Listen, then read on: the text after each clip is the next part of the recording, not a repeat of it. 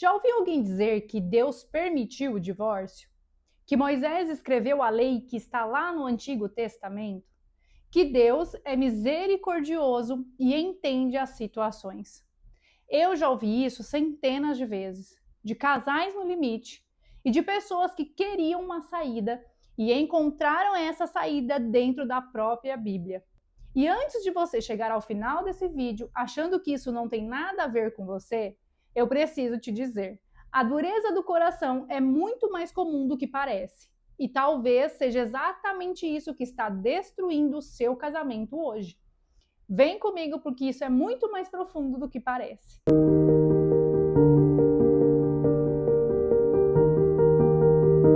Se você ainda não me conhece, eu sou a Thaís Ângelo, psicóloga e terapeuta de casais. O meu objetivo é ajudar casais em crise a restaurarem a conexão no casamento, mesmo que pareça ter chegado ao fim. E se você acredita que o casamento é uma aliança e não somente um contrato descartável, já se inscreve aqui no canal, porque toda semana eu trago conteúdos para quem decidiu lutar pelo que construiu. E se ao longo do vídeo isso fizer sentido para você, curte aqui, porque isso me ajuda demais para que essa mensagem possa alcançar mais famílias que ainda podem ser restauradas. O que Mateus 19 revela sobre o divórcio, o princípio e a graça. Para entender o que Jesus disse, você precisa entender o contexto em que ele disse. No antigo Israel, a mulher era, em muitos aspectos, tratada como um objeto jurídico, não como um sujeito de direitos. A mulher não podia simplesmente dar uma carta de divórcio ao marido. O marido podia dar uma carta a ela, mas ela não tinha o mesmo poder legal. Ela era dependente economicamente, socialmente e espiritualmente. Nesse contexto, o divórcio não era uma escolha, era frequentemente um abandono. E um abandono sem carta de divórcio deixava essa mulher em uma situação ainda pior, sem proteção legal e sem a possibilidade de poder se casar novamente. E aí que entra Deuteronômio 24. Moisés não criou o divórcio como se fosse o plano de Deus para os relacionamentos. Moisés criou uma regulamentação para conter o dano de um comportamento que já existia na época. Pensa assim, se alguém vai abandonar a esposa de qualquer forma, é melhor que ela receba um documento legal que a proteja do que ela ficar como se não tivesse em lugar nenhum, nem casada e nem livre. A carta de divórcio era um freio, uma proteção mínima dentro de uma cultura que ainda não estava madura o suficiente para viver o ideal. Não era a vontade profunda de Deus, era a concessão de Deus para a fragilidade moral de um povo que ainda estava em formação. E é exatamente esse mecanismo que eu vejo no consultório. Quando um casal ainda não tem maturidade emocional para lidar com um conflito real, às vezes eu preciso de freios de emergência. Mas esses freios não significa que eu cheguei ao destino final. E aqui tem algo que a maioria das pessoas não percebe. Foi o Evangelho, a chegada de Jesus, que retirou a mulher de condição de objeto. Quando Jesus fala com a samaritana, com a adúltera, e quando ele inclui mulheres entre os seus discípulos mais próximos, ele está fazendo uma revolução cultural e antropológica invisível para muitos olhos modernos. Portanto, Jesus veio para olhar para a mulher e dizer: você tem dignidade. Quando Jesus fala de casamento, ele não está impondo mais um fardo sobre a mulher. Ele está afirmando que o matrimônio não pode ser uma relação de descarte, porque nenhum ser humano é descartável. A palavra que é usada em Mateus 19 é coração duro, mas não significa que a pessoa ela é ruim, significa que ela é imatura. A dureza de coração é uma imaturidade moral profunda. É o estado de quem não consegue renunciar ao próprio egoísmo, resiste à verdade quando a verdade incomoda, usa o outro como um instrumento de própria satisfação, foge do sofrimento em vez de atravessar o sofrimento. É o coração que ainda não foi verdadeiramente tocado pela graça, que vai operando no automático da natureza ferida. E esse ponto é muito importante. A dureza de coração não é sinônimo de ser uma pessoa ruim. É sinônimo de não ter crescido ainda no amor. E deixa eu te dizer algo que às vezes incomoda. Todos nós nascemos com um grau de dureza. Isso é o que a tradição cristã chama de natureza ferida. A natureza humana marcada pelo pecado original, pela concupiscência do egoísmo. Nós queremos amar, mas a nossa natureza sozinha tem um limite. O amor perfeito, que permanece quando você não sente, ou quando você perdoa alguém, né, alguém que foi traído, que começa a gritar para você ir embora, mas você permanece, esse é o amor que vai além da natureza humana. E é exatamente isso que Jesus está dizendo em Mateus 19. E não é um julgamento, é um diagnóstico espiritual. Moisés tolerou o divórcio porque o povo ainda estava doente, mas a doença tem cura. Hoje, a dureza de coração não chega com uma placa, ela chega disfarçada, ela chega como um já tentei de tudo, quando tentou de tudo, menos mudar a si mesmo. Ah, o amor acabou. Quando o que acabou foi o sentimento de prazer e não a aliança. Eu mereço ser feliz, quando confunde felicidade com a ausência de desconforto. Ah, mas Deus entende tudo. Quando usa a misericórdia de Deus para fugir da sua responsabilidade. Mas o meu casamento não tem mais jeito. Quando o que falta não é a possibilidade, mas a decisão. A dureza de coração moderna não usa a carta de divórcio de Moisés. Ela usa o discurso, aquele discurso bonito do amor próprio, o discurso dos limites saudáveis. Claro que a gente não nega que esses discursos tenham valor, só que quando eles são mal usados, eles servem como um escudo de fuga. E na prática clínica, um dos maiores desafios é distinguir o limite saudável dessa fuga disfarçada de limite. E a pergunta que eu faço é: você está saindo porque você cresceu ou você está saindo porque não quer crescer?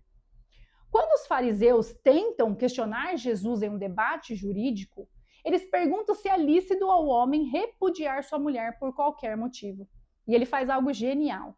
Ele ignora completamente a pergunta. Não porque aquela pergunta era irrelevante, mas porque a pergunta estava errada. Os fariseus perguntavam: em quais circunstâncias posso sair? E Jesus responde: para que o casamento foi criado? Ele vai ao princípio, ele volta à origem, vai lá em Gênesis 1 e 2. Mas por que ele faz isso? Porque para entender o que é um casamento verdadeiro, você não começa por aquilo que é exceção, você começa pelo ideal. Jesus cita Gênesis 2:24. Por isso o homem deixará seu pai e sua mãe e se unirá à sua esposa, e os dois se tornarão uma só carne. Uma só carne não é poesia romântica, é uma afirmação ontológica. O ontológico vem do grego ontos, que significa ser. Significa que estamos falando da natureza do ser, da realidade mais profunda de alguma coisa. Quando os dois se tornam uma só carne, não é uma fusão psicológica, é uma unidade de destino, uma unidade de existência que tem consequências espirituais, emocionais, corporais e históricas. É diferente de qualquer outro tipo de relacionamento humano. Por isso a separação não é apenas uma transação jurídica, ela é uma ruptura de algo que foi construído em um nível mais profundo do que simplesmente uma assinatura no cartório. Jesus diz: o que Deus uniu, o homem não separa. Essa frase tem sido interpretada como uma proibição autoritária. Mas, quando a gente lê ela no contexto do princípio, é uma afirmação sobre a natureza da realidade. Se o casamento é uma união que Deus sela, não apenas os homens, não apenas a igreja, mas Deus, então nenhum juiz humano tem autoridade ontológica para dissolvê-la. Um juiz pode assinar um papel, mas um papel não desfaz o que foi criado no nível mais profundo do ser. Isso não é sobre lei, é sobre realidade. Pensa comigo. Você pode rasgar o papel da sua aliança, mas você não pode rasgar dois ossos que foram soldados. O direito civil separa o que é legal, mas não desfaz o que é real no nível mais profundo. E aqui tem um ponto crucial que muitas pessoas não percebem. A permanência do casamento não começa na igreja. Ela está inscrita na própria estrutura da realidade humana. Adão e Eva não tinham padre, não tinham cartório e não tinham cerimônia. E ainda assim Jesus usa esse modelo como padrão ideal. Isso significa que a indissolubilidade não é uma regra imposta pela religião de fora. É uma característica da estrutura do vínculo humano, que a igreja reconhece que ela não inventou. Jesus não veio abolir a lei, ele veio elevar a plenitude. E isso significa o que para o casamento? Enquanto a lei mosaica dizia não mates, Jesus diz não odeie. Enquanto a lei tolerava o divórcio como remédio de emergência, Jesus diz o amor pode ir mais profundo do que a ferida. Ele não abaixa o ideal para ajustar a fraqueza humana. Ele eleva a pessoa e oferece o poder para viver o ideal que a natureza sozinha não consegue sustentar. Na tradição cristã, a graça de Cristo tem duas dimensões que são fundamentais para manter o matrimônio sacramental. A primeira é a graça sanante. Ela cura a nossa natureza ferida. Ela atua onde o egoísmo, o orgulho, a concupiscência bloqueiam o amor verdadeiro. Ela não elimina o sofrimento, mas transforma o que o sofrimento faz em nós. A segunda é a graça que eleva. Ela não apenas cura, ela eleva você. Ela eleva o amor natural ao patamar do amor de Cristo. Um amor que se doa até a morte, que perdoa o imperdoável, que fica quando tudo diz para você ir embora. Isso não é fantasia, isso não é discurso motivacional. É a realidade de casais que restauraram o que parecia irrestaurável.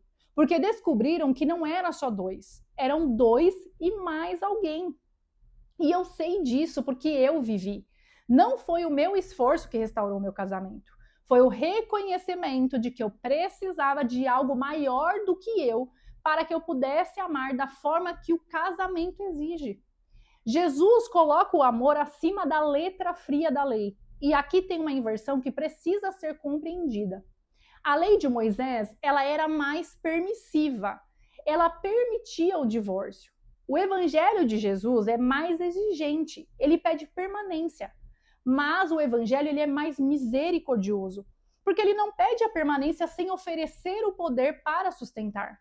O legalismo religioso pede, você tem que ficar casado. E o evangelho pede, descubra como é possível amar de verdade. E eu te dou a graça para que isso aconteça. A diferença não é pequena. A diferença está entre o fardo e o caminho. Jesus, ele usa a expressão somente em caso de fornicação ou traição. E isso gerou séculos de debate teológico. Mas eu vou te dar a interpretação que a tradição católica sustenta e que faz mais sentido quando a gente lê o texto completo. Essa palavra que ele usou da traição nesse contexto refere-se a uniões ilegítimas ou invalidadas desde o início.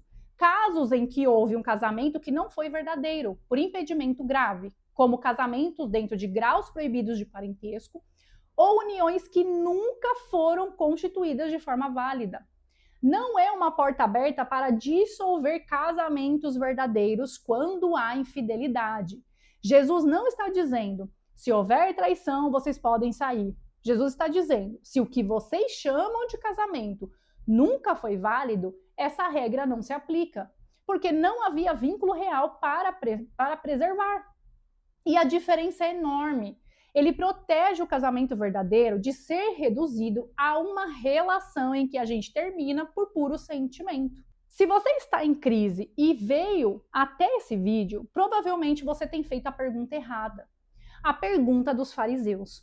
Por quais motivos eu posso me divorciar? E a pergunta de Jesus. Para que o meu casamento foi criado? Quando você muda a pergunta, você muda o horizonte. A primeira pergunta busca saída.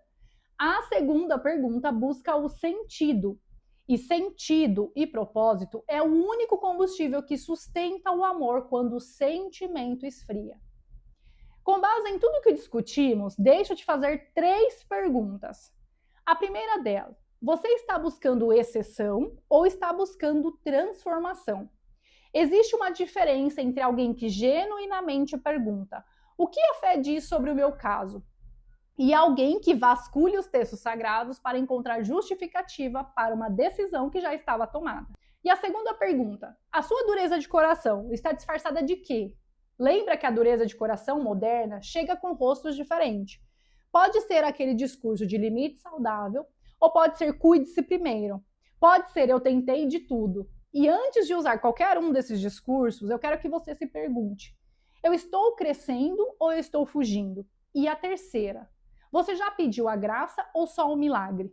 Existe uma diferença entre pedir para que Deus conserte o seu casamento e pedir a Deus que te transforme para que você possa fazer parte dessa cura.